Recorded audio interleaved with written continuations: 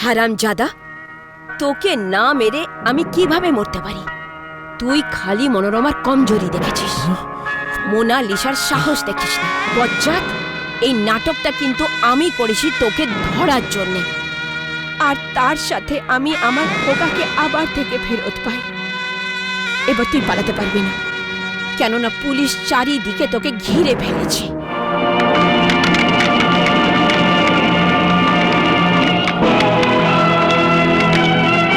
কিন্তু সব দোষ তো তুমি স্বীকার করে নিয়েছো। শোন, সত্যিকে সামনে আনার জন্য আমি আদালতকে নিজের বিশ্বাসে নিয়েছিলাম, যাতে তুই আর কানুনকে ধোঁকা না দিতে পারিস। কিন্তু আমি খুনি তখনই প্রমাণিত হব যখন কানুনের কাছে উপযুক্ত প্রমাণ থাকবে। প্রমাণ আছে সাধুরাম, প্রমাণ আছে। মোনালিসা, তোমার মধ্যে জেলে যে কথা হয়েছিল তাকে আমরা পুরো রেকর্ড করেছি। এই নাও শোনো। ও, তোমার অপরাধটা আমি নিজের মাথায় নিয়ে ফাঁসি চড়ে যাব। ও, মানছি, মেনে নিচ্ছি। আমারও আফসোস হয় শালিনীর ব্যাপারটা নিয়ে। ওকে ভোগ করার আগেই ও মরে গেল।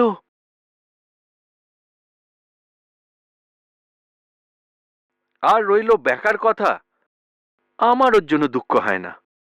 ও এক নম্বরে বেঈমান, বদমাশ, শয়তান ছিল। বাহ মনোরমা দেবী, বাহ। শেষ অবধি আমার মতো পাপীর পাপ ধরা পড়েই গেল। আমি তোমার ওপর অনেক অন্যায় করেছি, আজ আমার জন্যই তোমার এই অবস্থা। আমাকে, আমার মতো পাপীকে পারলে পারলে একবারের মতো ক্ষমা করে দাও। আমি তোমার কাছে ক্ষমা চাইছি মনোরমা দেবী, আমাকে ক্ষমা করে দাও। তোকে ক্ষমা করে দেবো? তোকে?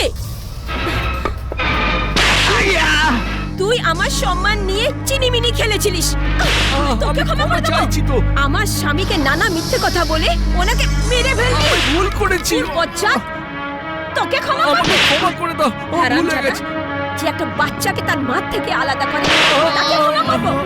আমি তোকে মেরে ফেলবো। ছেড়ে দাও। এই, এক পা নড়বে না। শোনো সুন্দরী, সাধুরাম এত সহজে হারার পাত্র নয়। এবার তোকে, তোর ছেলেকে আর তোর প্রেমিককে একসাথে মারবো। হারামজাদা, দেখি এবার কে কাকে মারে।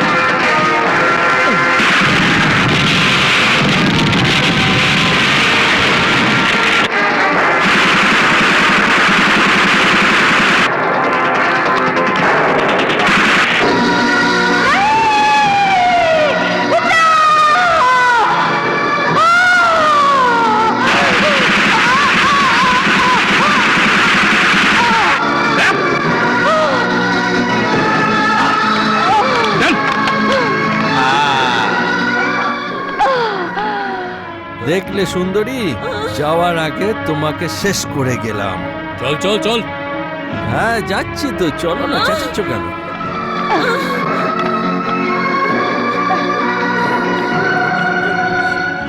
সাধুরাম,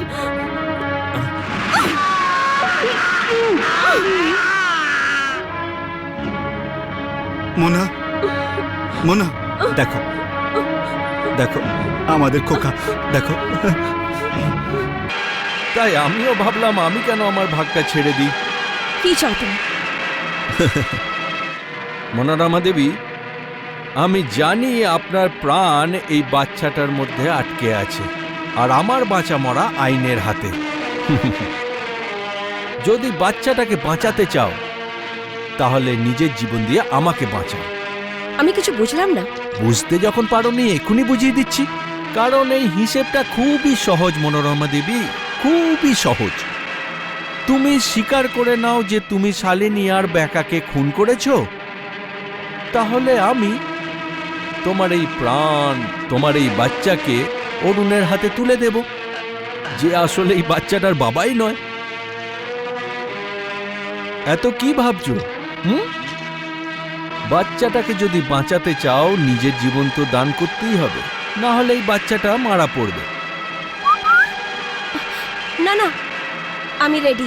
কত বুদ্ধি তোমার, কত বড় মন। আমি তোমাকে কথা দিচ্ছি, যেদিন তোমার ফাঁসি হবে তোমার বাচ্চাকে আমি নিজের হাতে অরুণের হাতে তুলে দেব। কিন্তু এর কি গ্যারান্টি আছে যে আমার মরে যাওয়ার পর তুমি আমার বাচ্চাকে অরুণকে ফেরত দেবে? গ্যারেন্টি?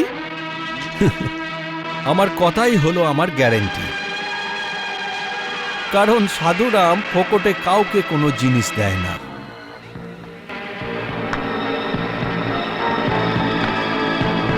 $30 লাখ অরুণকে দিয়ে যাবে। তোমার ফাঁসি হতেই এক হাতে অরুণের কাছ থেকে $30 লাখ নেব, আর অন্য হাতে তোমার বাচ্চাকে অরুণের হাতে তুলে দেব। ঠিক আছে, আমি কথা মানছি, কিন্তু যাওয়ার আগে একবার আমি আমার খোকাকে দেখতে চাই। ও নিশ্চয়ই নিশ্চয়ই।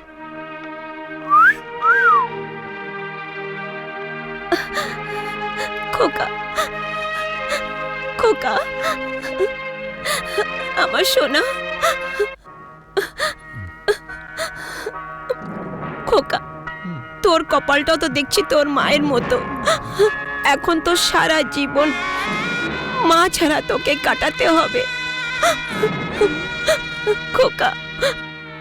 আরে ব্যাস ব্যাস ব্যাস, আর কান্নাকাটি করো না, না হলে আমি আবার সাধু হয়ে উঠবো। বাচ্চাটাকে দাও।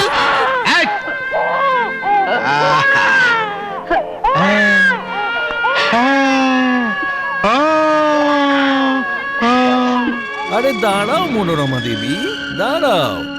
যাওয়ার সময় এই পিস্টলটা তো নিয়ে যাও। এই পিস্টলটা দিয়েই আমি ব্যাকাকে খুন করেছিলাম। ধরো। আদালতে যখন দোষ স্বীকার করবে এটা কাজে লাগবে। হ্যাঁ, যাও যাও। চলে গেল, তোমার মা চলে গেল।